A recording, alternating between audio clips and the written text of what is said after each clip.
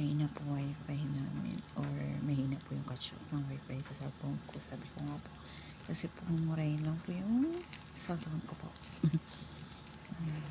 Kasi po sa mamahing cellphone, natatalo po ako pagdating sa wifi po. Ako muli si Janet Matrona. Ayan po. Po akong nananawagan kay Hilda Carnel at Baldamaro po na ako po yung tunay po nilang anak po. Sandali. Okay.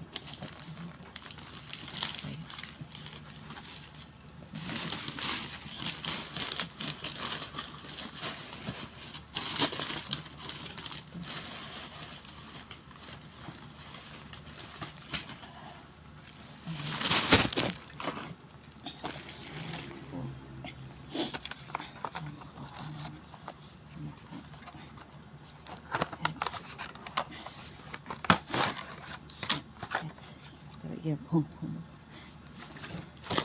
That's it. Nakaganoon. Pero ito po kasi yung box po nito ang nakalagay dito.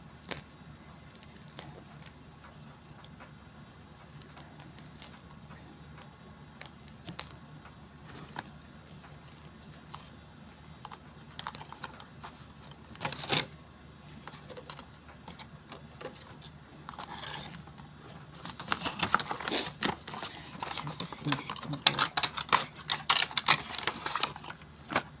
Headset po kasi ako. Mas maganda po yung box. Hindi po ako pwedeng mag-box.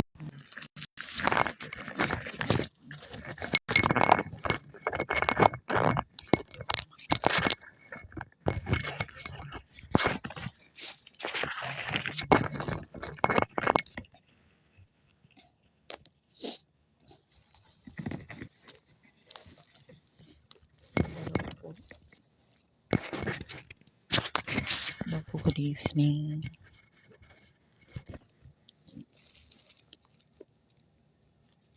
Hello. Ay, good evening. Good early morning po. It's what's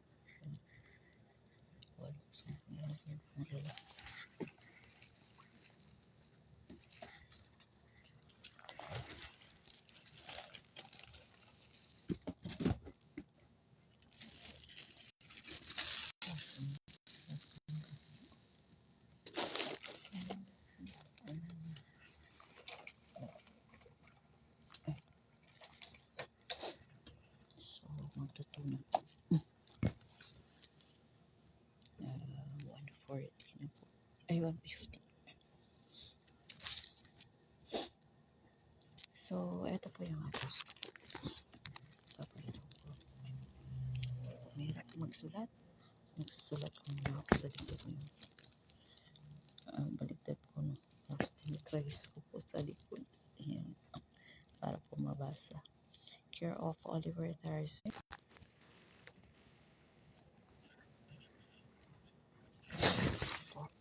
Slow connection po ng wifi. Pawala-wala po ako.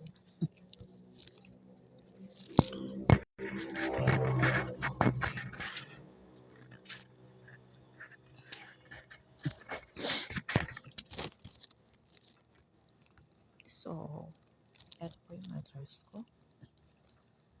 Care of Oliver Tarsel, 743, Barangay 4, Sabon, Pob 1, Purok 4, Old Albay District, Rizal Street, Legazpi City, 4500, Philippines. Ayan po, namali na po ako.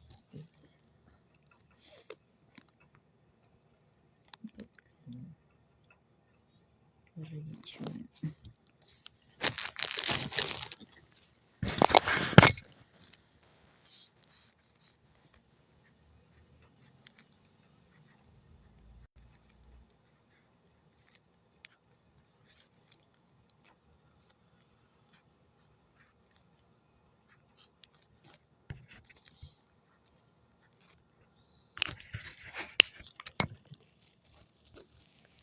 Ayan, Philippines po.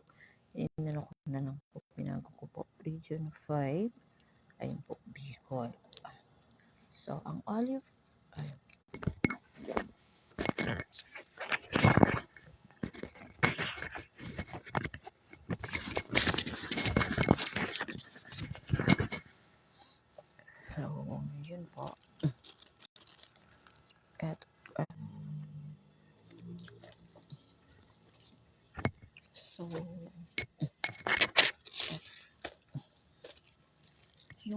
Oliver Tire Sales po, landmark po yun.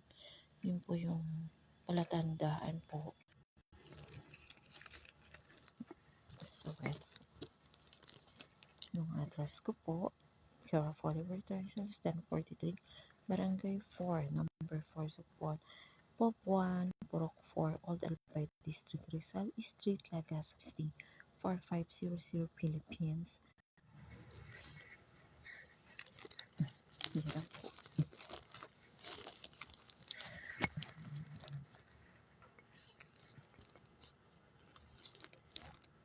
Gandaan po ng yan po. Ang Oliver Terraces po ay landmark po. Masal po ako nandun. Bali po nakikitira lang po ako sa pamilya ng ex-living ko po. May negosyo po yung pamilya niya na tindahan po ng gulong. Yun po yung pangalan ng tindahan ng gulong. Oliver Tire Sales po. So, napakalaki po yung pangalan po ng negosyo po nila. Kilala po yung negosyo po dito sa Legazpi. O baka po nga po buong Bicol region po. Ay, hindi naman po pala. Naga po, kilala po. Kamsur po, tapos ano po, hanggang Tabaco po, yung Source Corn. Kilala po ang Oliver Tarsis. Okay po. So, yung negosyo po ng pamilya ng ex-live-in ko po ay established na po. So, kilala na po dito po sa Legazpi City, dito po sa Albay, buong Albay po.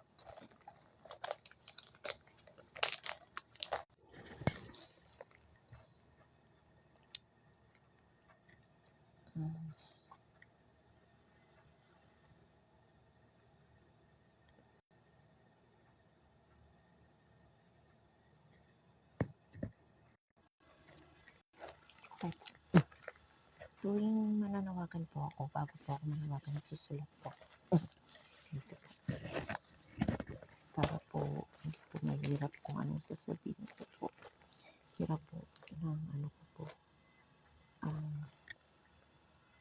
Hindi na po nakikita yung tunay kong mukha kasi po may mangkukulam po na nakasuot ng pangkulam po sa akin. Yung mukha po niya, balik po, uma-appear po sa mukha ko. Kaya, usually po, pumapangit po ako. Kasi dun po sa mukha niya, ito po siya. Yung pinakita ko po dun sa mga huling video ko, si Rosa Velasco Lista rin po. Yung mukha po niya, naikukulam niya po sa mukha ko. Pinapaniwala nga po ako nito na siya daw po ay ako. Kaya daw po kung kamukha ko daw po siya. Kasi daw po, siya daw po ay ako daw po siya. Hindi niya po alam na alam ko po naman kukulang po siya. Alam ko po yung mga kulang po, witchcraft po na tinatawag.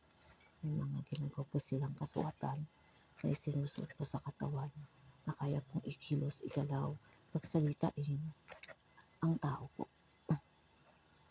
Kaya pong pag-suicide din po, pagbigtiin, patalunin po sa mga kung ano po na tulay, building po.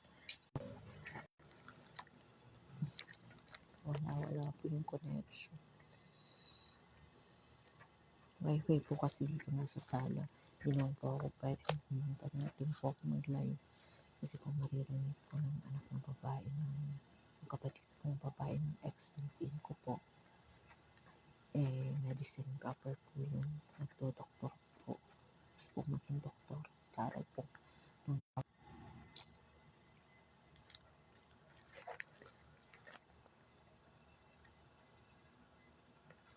So, yun po. Nakita niyo po na hindi po maganda yung itsura ko. So, eto po. Siya po si Rosa Velasco Listana. So kung saan po itong babae ito nagpupunta, lagi po itong kasama ni Robin Padilla.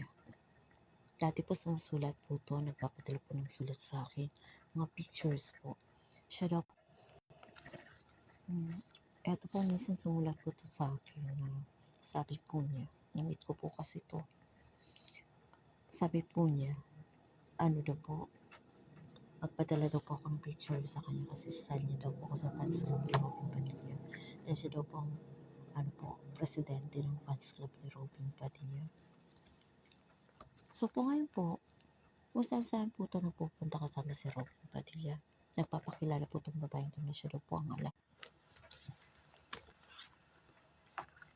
paano po yung buhok niya kasi pinapakita po. Kinukulang po kasi nila yung buhok. So yun po.